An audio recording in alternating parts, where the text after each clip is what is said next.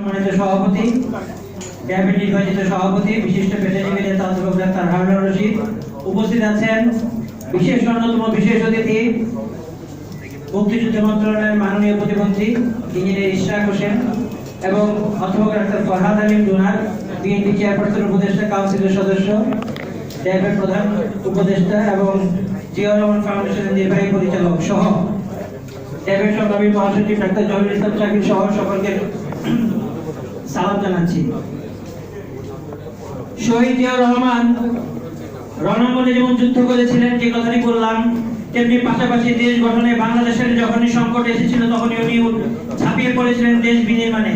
সে 1971 সালের পর 1975, 1978, 79 আপনারা সেই ইতিহাসগুলি জানেন।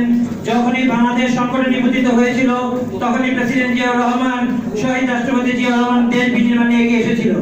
মুক্তিযুদ্ধের যে আদর্শ, সাম্য, মানবিক মূল্যবোধ এবং ন্যায় বিচার প্রতিষ্ঠা, এই আদর্শকে বুকে ধারণ করে 2024 সালের জুলাই আন্দোলনে যারা শহীদ হয়েছেন তাদের সে আত্মার সে শ্রদ্ধা জ্ঞাপন করে আগামী বাংলাদেশ বিনির্মাণের জন্য শহীদ রাষ্ট্রপতি জিয়াউর রহমানের মতো সেভাবে গর্জে উঠেছেন আমাদের বিএনপির সম্মানিত চেয়ারম্যান এবং মাননীয় প্রধানমন্ত্রী জনাব Tarique Rahman.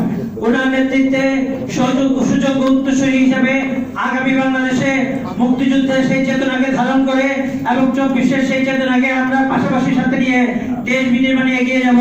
Doctors association of Bangladesh কখনোই অতীতে যেমন পিছপা হয়নি আন্দোলন সংগ্রামে, আগামী দিনেও স্বাস্থ্য খাতে কোন পরাজিত শক্তি এবং কোন ফ্যাসিবাদের দোসর রাজার পুনর্বাসিত হতে না পারে সে ব্যাপারে সতর্ক থাকবে, সজাগ থাকবে, এই আশাবাদ ব্যক্ত করে আমি আমার শুভেচ্ছা বক্তব্য শেষ করছি।